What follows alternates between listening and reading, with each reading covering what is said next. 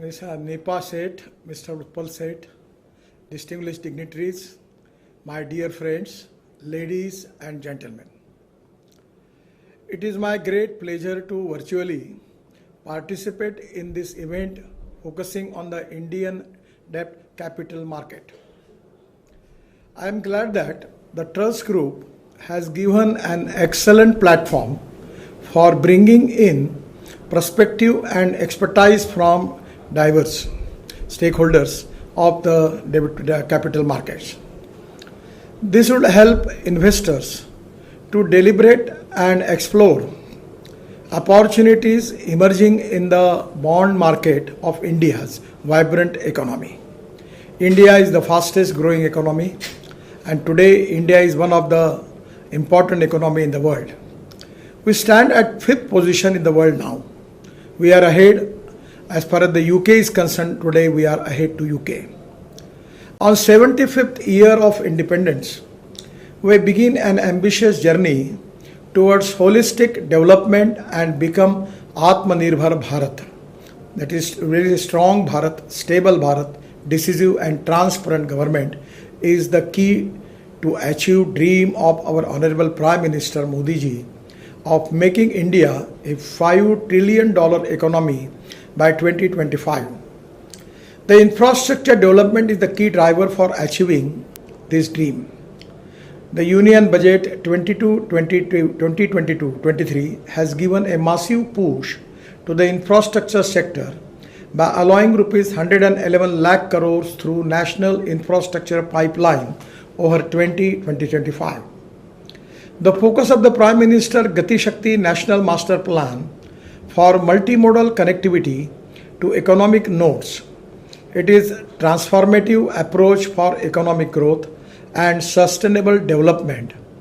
The policy will encompass the 7 engines, that is roads, railway, airports, ports, mass transport, waterways and logistic infrastructure for economic transformation. The seamless multimodal connectivity and logistic efficiency is very important. Instead of planning and designing in silos, the project will be designed and executed with a common vision, and that is exactly very important. During my tenure in the ministry, we have executed infrastructure projects worth rupees 50 lakh crores. All this infra development requires substantial capital investment, and the government has also allocated road sector with 18% of this investment, that is rupees 20 lakh crore. We believe improved connectivity brings prosperity to the nation. India has 63 lakh kilometer of road network, and India has second largest road network in the world after USA. The national highway length is nearly 1.47 lakh kilometer, and total NH constructed in last 8 years is 78,000 kilometer. We aim to develop 2 lakh kilometers of national highway network by 2025 to further increase the speed of execution and strengthen the infrastructure development. Initiatives like PM Gati Shakti, National Infrastructure Pipeline and National Logistic Policy will help. It is expected to cut down India's logistic cost, making our locally infrastructure products globally competitive, and it will improve ease of doing business and facilitate integration with the regional and global value chains. Enhanced connectivity to the remote areas and new logistic policy will be the key driver for socio-economic development of that region. Because of good road connectivity, tourism will also get a big boost. Domestic and foreign tourists will visit remote and tribal areas to experience unique culture and traditions of this region. I want to tell you one thing. The investment in tourism, there is a 49% capital investment is going to be used for creating employment potential. We need the economy which is going to create more employment potential in the country. As far as our GDP growth is concerned, our 52 to 54% GDP is coming from the service sector, 22 to 24% from the manufacturing sector, and 12% is from the agriculture and allied activities. Our problem is 65% of our population is in agriculture, rural, tribal and forest India. We need to think on the line to make the economy of Jal, Jameen, Jungle and Janwar. And that is the reason I am insisting from last many days to find out how we can use the forest waste, agro waste for making energy. We have successfully experimented and already we have opened the plant in Panipat having 1 lakh liter of ethanol per day and 150 ton of biobitumen from rice straw. Now we have a successful technology, tractor molded unit. We can take it up to the farm and where we can get biobitumen from parali, and because of burning of parali is a big problem into the Delhi area where we are facing crucial problem. The two important theories which I always telling the people, that one is knowledge. The innovation, entrepreneurship, science, technology, research, skilled and successful practices. We name it as knowledge, and conversion of knowledge into wealth is the future. And second important thing is no one is waste to wealth. I will request all of you to support the initiative and startup who are making waste to wealth. We have electric vehicles, now green hydrogen we are making, we have hydrogen car, flex engine car. It's very popular, cost effective, pollution free. Now just before some days I was in Mumbai, I got an opportunity to launch double decker electric bus. For even transport sector, the present diesel bus is giving 115 rupees per kilometer expenditure, and the electric bus non-AC 39 and AC bus 41 rupees per kilometer. So we can reduce the ticket rate by 25 to 30%, and I suggest the best management that you start luxury air conditioned buses to connecting to financial area, particularly Flora Fontaine, VT and your all area will be connected by air conditioned AC buses, and the people will prefer to come to the office by electric bus having the laptop in them and just like a seat like business class, and it can also reduce the problem of traffic jam and pollution in the Mumbai. And this initiative is economically viable. Even in the road sector, we are making lot of profits. Just we have now a lot of BOT, PPP, hybrid annuity, then InvIT model. I just remember 10-20 days before in Mumbai, our issue was subscribed in the InvIT model for the common public, and the time period was 10 days, but first day within 7 hours it was oversubscribed 7 times more, and that was the response from the capital market. I am giving you one example in Mathura. I have already executed one good project, economically viable, in hybrid annuity. The project is 80 MLD of sludge we have taken, and we making clean water from that and giving it to Indian Oil refinery in Mathura. They are giving 20 crore rupees every year for getting that water. And now the project is in hybrid annuity. The company is Triveni Engineering. The 60% investment is from Triveni Engineering and 40% is from the government as a grant in aid. And we are getting 20 crore rupees per year, and the project is economically viable. Even in the solid waste management and liquid waste management, we can make the investment of 5 lakh crore. Even the public transport, there where I will request all of you to invest in it, in electric buses, mass rapid transport on electricity, trolley buses. Now we have electric truck, electric tractor, and the economics is so attractive that we can save a lot of money on that and reduce the pollution. So this type of new technology, new innovation, new research. We are now making 260 ropeway, cable car and funicular rail. These are the future. Now I am giving you the example of Mumbai. When I was minister, I started Ro-Ro Ro-Pax between BPT and Alibag. There is a good response. And at that time we have prepared the report that connectivity of new airport in New Mumbai by waterways. Anywhere, either from Vasai, Virar, Kalyan, Dombivli, anywhere, within 70 minutes you can reach to the airport, and that can be possible, and it will reduce the traffic jam and pollution in Mumbai. So the water taxis, at least 10,000 water taxis we can get in the sea, and it can create employment potential, reduce the pollution and also reduce the time period. So this type of new technology, new innovation, new research is very important. And for that reason, the capital is very important. The projects are economically viable. I'm not talking about taking any charity for that. I'm talking with you with the economic viability with good internal rate of return. So my suggestion is in the initiative, if the people like you, if you can support, it can be a great support for the development of our country. Because government has lot of limited as per the resources are concerned. And connectivity will also help to develop the healthcare and education facilities in these remote areas. And where also there is also a good investment. You just take the example, the private universities are doing excellent jobs. Today I am in Guwahati and I am going to the convocation of the private university having the students more than 20,000. So way in which the university is developing, education institutions are developing, that is also like the industry. They get the good profits from that and they maintain the quality. In the international level, our lot of students are going abroad and we're doing lot of investment there only for their education. If we have the facility of good education, having the joint venture with the international universities, international health services institutes, we can even in India also we can make it. So these are the field where we can take the cooperation of public-private investment and people like you who can invest and who can get the good returns. The government is also supporting domestic manufacturing and encouraging localization of industrial needs. Various production-linked incentive schemes are functional to boost local manufacturing. I am giving the example of semiconductor.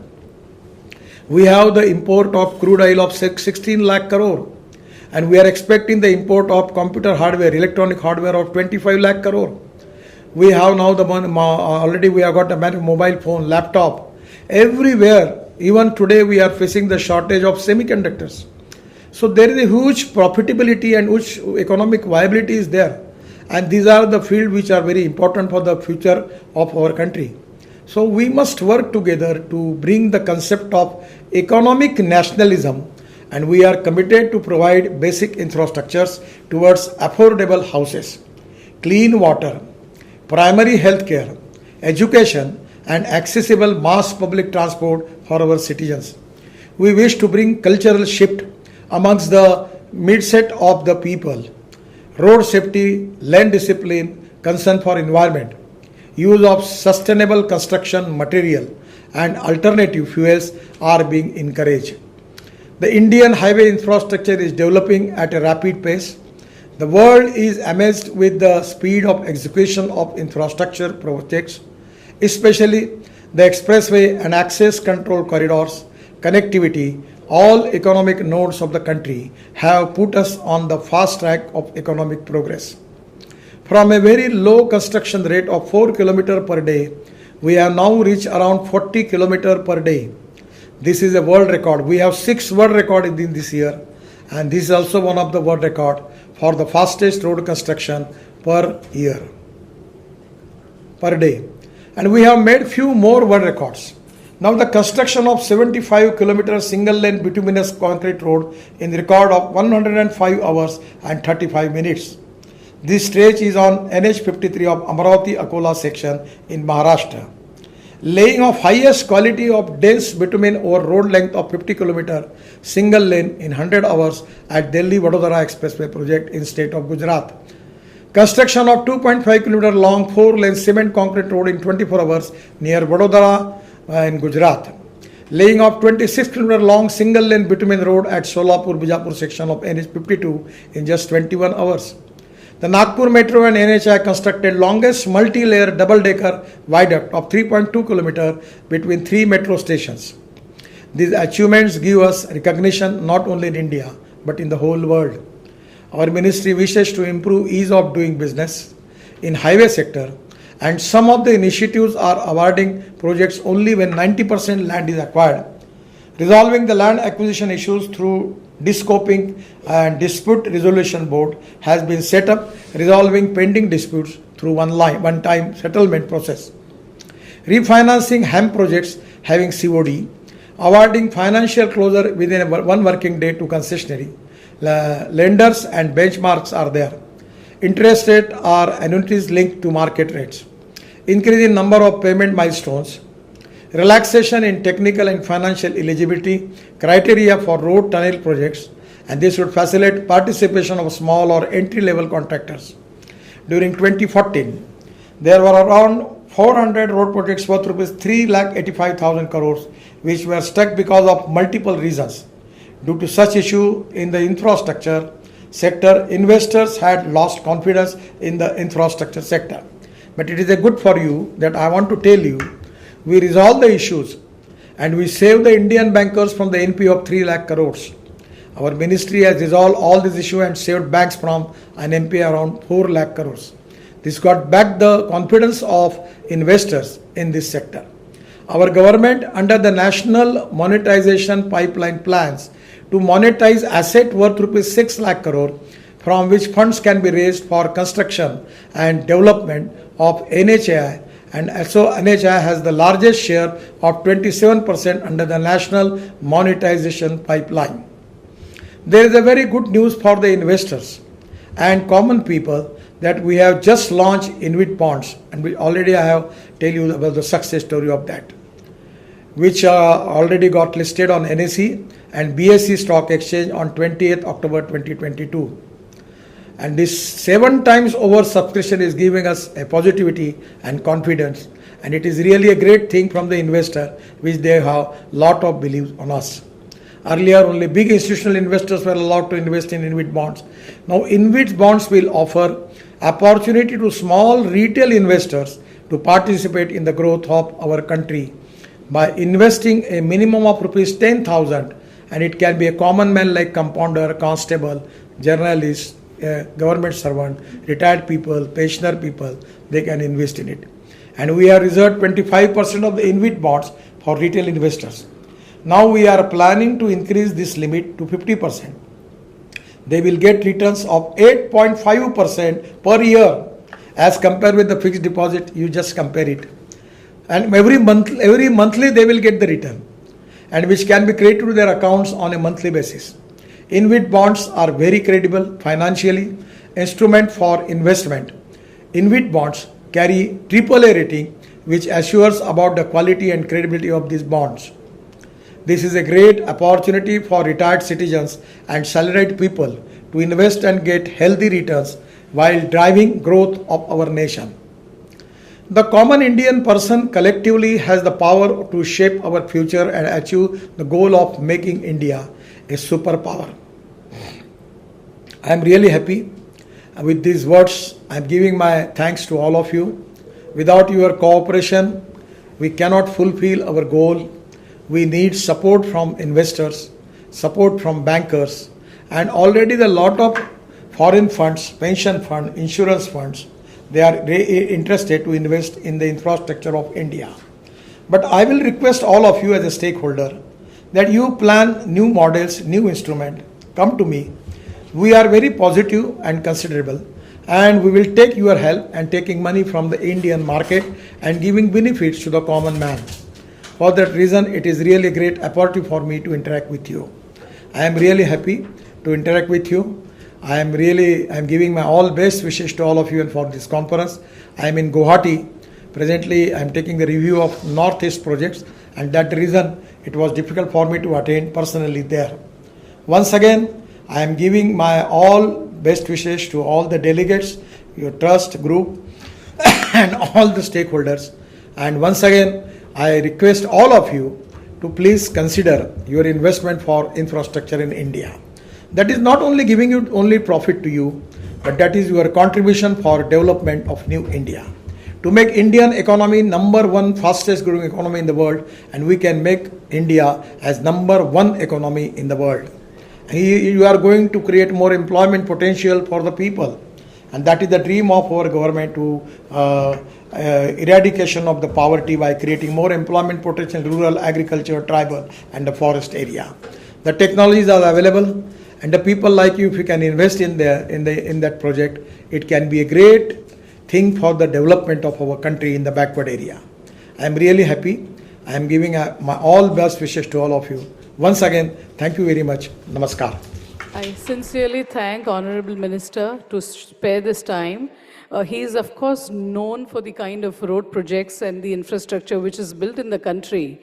But I think the work which he has done towards financing of those roads and, making INVIT a grand success and the bonds grand success, I think is much lesser known, but people in this room completely acknowledge, the kind of work which has happened even in the financing of infrastructure with his help. Thank you so much, sir, for giving your invaluable time, and, we really appreciate you being this from long distance. And thank you so much, sir.